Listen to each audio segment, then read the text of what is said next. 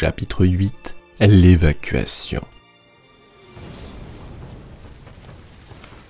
La défaite de l'opération Kome fit trembler le Lord Haut-Commandant Otto Ivan Gustavus, chef de la campagne. La guerre contre les Taux sur Taros ayant pris une tournure tragique pour la 4621e armée. Ainsi, à bord du Great House Power, le commissaire général Mordred von Orsic se porta à sa rencontre, interrompant une réunion de la marine impériale et donnant ses instructions pour la refonte de son état-major. La campagne à la surface était devenue un désastre, dit-il. Ils avaient failli à leur devoir envers l'empereur et ils se devaient de reprendre les choses en main et de remplacer le Lord Marshal de Stahl qui ne méritait rien de moins que la miséricorde de l'empereur. Mais ce qu'il ne savait pas était que le Lord Haut-Commandant était déjà au courant de cette manœuvre par le biais du colonel Sidja, directeur des renseignements. Ainsi avait-il fait en amont une proposition à de Stahl, se livrer comme prisonnier au colonel Sidja et attendre la décision du commissaire, ou prendre le commandement d'un peloton de première ligne et mener une contre-attaque immédiate contre les Taux, d'où il ne reviendrait sûrement pas. Quittant son bureau, le colonel l'avait laissé seul, le temps de prendre sa décision. Mais la réponse le prit de court en la présence du bruit caractéristique d'un tir de laser. De Stahl avait fait son propre choix.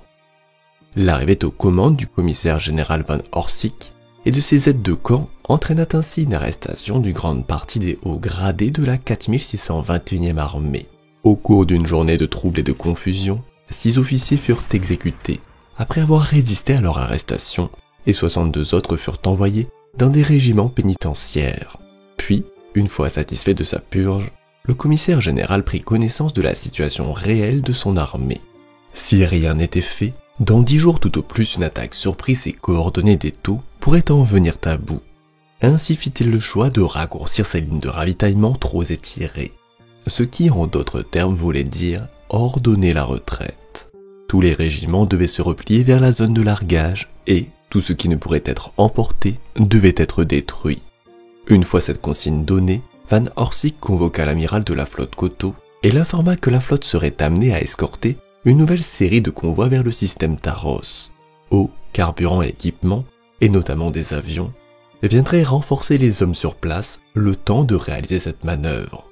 Si ce dernier n'arrivait pas à effectuer cette mission, l'amiral serait lui aussi remplacé. Un ultimatum simple, il devait briser le blocus Taux ou mourir en essayant. Au même moment, grièvement blessé et fait prisonnier par les Taux, le général Sikava, chef du 23e régiment de para-élysiens, se réveilla dans une prison. Son bras brisé partiellement réparé, pour y être conduit jusqu'au quartier général de l'état-major Taux sur Taros, situé dans une ancienne mine, sous un groupe indescriptible de vieux bâtiments à l'ouest de Tarokin. Lorsqu'il y pénétra, il trouva le commandant en chasse O.R. Mir ainsi qu'un conseiller vêtu d'une longue robe sacerdotale. Un autre civil, un diplomate ou un négociateur, était également présent pour servir d'interprète, ainsi que des gardes du corps. Le chasse-eau félicita Sikava pour le courage et la bravoure de son régiment, mais il affirma qu'il devait maintenant se rendre compte que la guerre sur Taros était perdue. Il assura au général que ce monde ferait bientôt partie de l'Empire Taux, et après l'avoir interrogé sur les forces impériales restantes et sur leurs attaques possibles, lui fit une offre. Il pourrait devenir le porte-parole des Taux lors de futurs pourparlers.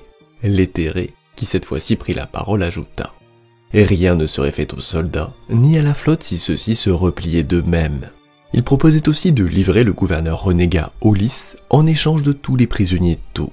S'il acceptait, Sikava pourrait même devenir le commandant de la garnison de Taros, sous le contrôle des Taux. Un poste honorifique qui lui apporterait richesse et prospérité. Une proposition que le général refusa catégoriquement. Il n'était pas un traître. S'il voulait Taros, il faudrait qu'ils expulsent eux-mêmes les impériaux. Repoussé chasse-eau, renvoya le général avec les autres prisonniers. Une erreur qu'il regretterait amèrement, car malgré sa blessure, Sikava avait eu le temps d'observer et de recueillir de précieuses informations sur les forces Taux. Il avait maintenant une bonne idée de la localisation de leur QG et une mission. Il devait s'enfuir pour la transmettre au Lord Marshal. Il rassembla donc un petit groupe de prisonniers élysiens et élabora un plan. Ainsi, durant la nuit, les 5 hommes vainquirent leur geôlier, 3 gardes humains volèrent leurs armes et bidons d'eau, et s'enfoncèrent dans le désert, chacun traçant son propre chemin afin de brouiller les pistes. Utilisant ses connaissances du terrain, Sikawa fit le choix de se diriger vers l'ouest, là où il pensait que se trouvait le 331e régiment. Les Taux, eux, ne firent rien pour les poursuivre, convaincus que seul dans le désert, aucun d'entre eux ne survivrait. Et ils avaient presque raison. Après 3 jours de marche sous un soleil implacable, Sikawa s'effondra au sol, mais dans un dernier acte de défi face à l'inéluctable, il traça un grand aquila dans le sable et pria l'empereur de le guider vers son destin, qui prit la forme d'un Thunderbolt dont le symbole familier attira l'attention, le poussant à contacter le régiment le plus proche afin d'y envoyer une escouade de reconnaissance. Le miracle tant souhaité venait d'arriver. Ayant maintenant une connaissance précise de l'emplacement du quartier général Taux, le commissaire général Mordred van Orsick comptait bien en profiter, prévoyant de lancer une attaque surprise qui pourrait bien changer l'issue de la guerre. Il avait besoin pour cela du Lord Haut Commandant, du Koel Sidja et de l'Officio Assassinorium. Après avoir entendu son plan, Gustavus accepta à une seule condition, que Van Orsick remette toute l'opération entre les mains compétentes du Koel Sidja, ce qu'il accepta, et ainsi l'opération Coup Mortel put alors débuter. En parallèle, un message astropathique fut envoyé à l'Officio Assassinorium qui approuva et mit à disposition un assassin du temple Evessor, un tueur frénétique autant craint de ses alliés que de ses ennemis. Sidja planifia donc cette mission qui consisterait en 2 équipes d'assaut. L'une rouge serait l'assassin parachuté seul dans le désert et l'autre bleue, un peloton de 30 troupes de choc transportées par des Valkyries, dont le rôle serait de faire diversion au cours d'une attaque suicide dont le colonel se porta lui aussi volontaire. Même les pilotes n'étaient pas sûrs d'en revenir, car ils n'auraient pas assez de carburant pour un voyage de retour, et ils rentreraient donc à pied après avoir fait exploser leur aéronef. En 684-998, M41 arriva à proximité du Lighthouse Power, vaisseau amiral de la flotte, un convoi de ravitaillement contenant un grand container noir et 4 technoprêtres de l'Abdetus Mechanicus. À l'intérieur, dans une chambre de biostase, se trouvait suspendu dans un liquide amniotique, et rien de moins que l'une des plus puissantes armes de l'Imperium. Un assassin Evessor, une machine à tuer psychopathe, conditionnée pour cette mission.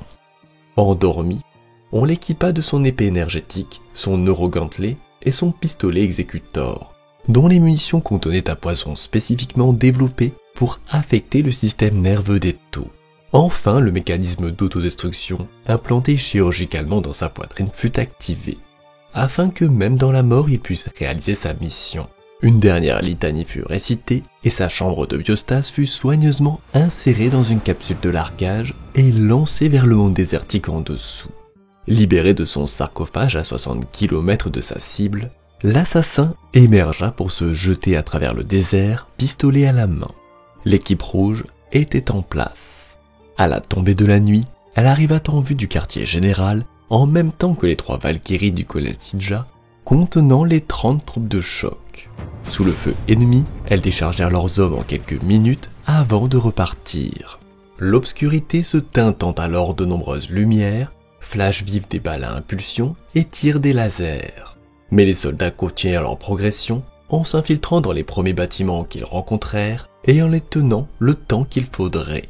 À l'extérieur, au milieu de la confusion et du bruit, une terreur vêtue de noir apparut. Passant comme une ombre, elle se faufila dans le complexe principal des Taux. Rapide comme un chat, l'assassin s'y fraya un chemin sanglant jusqu'à la porte qu'il fit exploser à l'aide d'une charge à fusion. Puis, tuant tous les soldats qu'il rencontra à l'aide de son pistolet exécutor, il arriva bientôt en face de l'éthéré et de ses gardes du corps.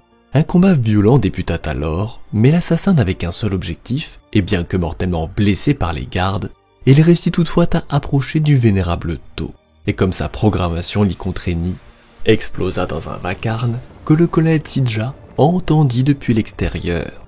Bientôt remplacé par un silence assourdissant, les Taux venaient de comprendre ce qui venait de se passer, et rien n'avait pu survivre à cette explosion. Leur QG était en flammes, et bien que le Koel Sidja et ses hommes se soient battus courageusement, il n'y eut plus de quartier et aucun prisonnier ne fut fait cette nuit-là. L'opération Coup Mortel était un succès. Les Téréomvres étaient morts, mais Chass-Oer-Mir avait survécu. Celui-ci étant sorti du complexe à ce moment-là afin de se porter à la rencontre des troupes de choc. Pour les Taux, ce n'était qu'une maigre consolation dans une nuit d'horreur, car la perte de leurs précieux éthérés les poussa dans une fureur rarement vue. Ils ne voulaient plus gagner cette guerre, mais se venger des humains. On n'entendit bientôt plus les cris de « pour le bien suprême », remplacés par un amer pour « Onvre ». Après une semaine d'inactivité et de chagrin, les Taux tournèrent toute leur force et leur colère contre les gardes qui se repliaient dans le désert, dans une grande offensive visant à briser ce qu'il restait des impériaux. La campagne de Taros n'avait duré que 90 jours depuis l'arrivée des premières navettes et elle avait de l'avis de tous échoué. Il ne restait plus qu'à sauver ce qui pouvait encore l'être. Tourmenté par la soif, l'ensemble du 10e corps se dirigeait vers le sud, traversant à toute vitesse un terrain si durement gagné, talonné par les Taux, qui, au bout de 4 jours, transformèrent cette manœuvre en une déroute désorganisée. Certains officiers tentèrent bien d'organiser des actions d'arrière-garde pour contenir les Taux, mais ce fut un geste vain, chaque unité étant méticuleusement anéantie par les Xénos. À toute fin utile, 4 régiments de Talarn avaient cessé d'exister, et seul le 331e avait réussi à se replier en bon ordre. Quant au 114e régiment de troupes de choc cadiennes et aux titans de la Légion Ignatum, ceux-ci avaient réussi eux aussi leur retraite.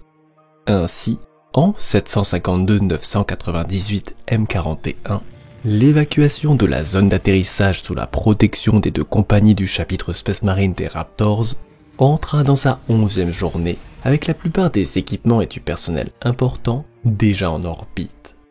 Mais les Taux n'entendaient pas en rester là, et en 769-998 M41, ils lancèrent leur dernière grande offensive. Sous un homme jaunâtre, les formes d'ailes caractéristiques balayées des Mandatos s'approchèrent à basse altitude, tels d'immenses oiseaux de proie.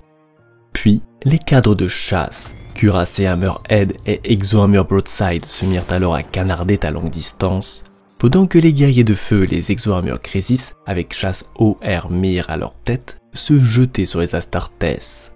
À 200 mètres d'espèces marines retranchées, il ne restait plus grand-chose de la force Tau, réduite à l'état de pulpe par les bolts et les missiles loyalistes. Puis, une deuxième vague arriva à l'ouest avec une force beaucoup plus conséquente. Une fois de plus, les balles à impulsion fusèrent et une fois de plus, les Raptors tinrent bon. Le capitaine Kaedes de la 6e compagnie y subit alors une terrible blessure. Le haut de son torse et son bras droit mutilés par la chaleur intense d'une explosion de plasma. Il ne servirait plus le chapitre, du moins plus sous cette forme.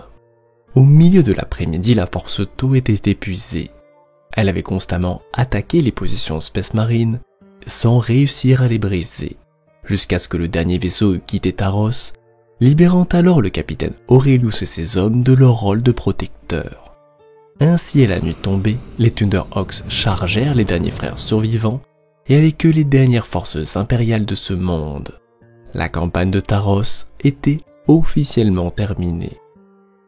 La guerre sur Taros avait coûté à la garde impériale plus de 5 régiments complets, et les 3e et 12e régiments blindés de Talarn y avaient aussi perdu tous leurs véhicules de combat et une grande partie de leur équipement.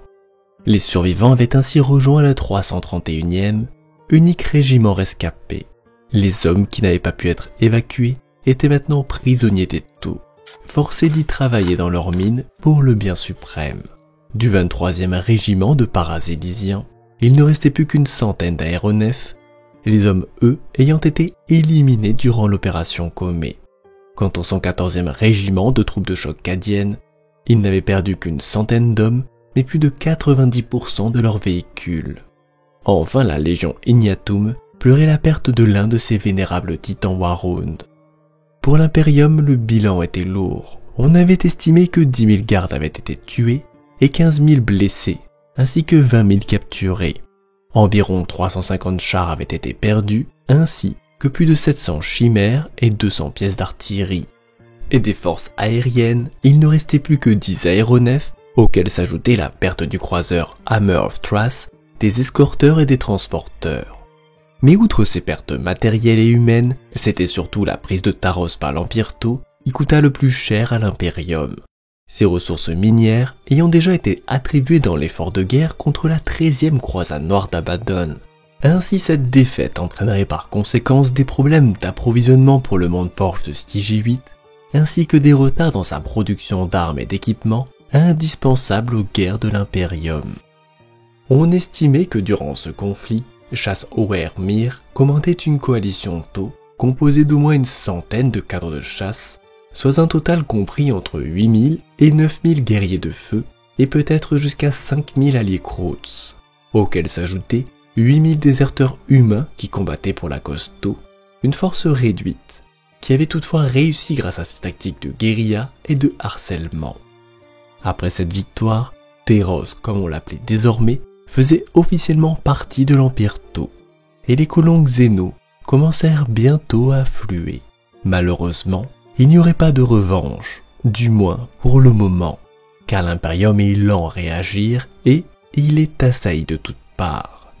Mais il faut savoir que quand on attaque l'Empire de l'Homme, toujours il contre-attaque. Ainsi, il ne faudra pas longtemps pour qu'une nouvelle campagne ne soit montée.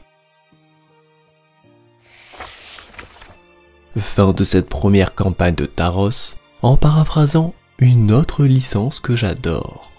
Si cette série de vidéos vous a plu, et si vous souhaitez discuter ou partager autour de notre passion commune pour ces univers fictionnels, je vous invite à rejoindre le Discord de la chaîne. Sur ce, bonne soirée à vous.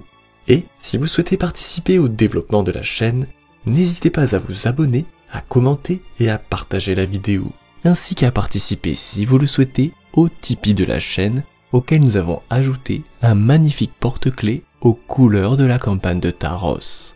Et sur ces derniers mots, la suite très bientôt.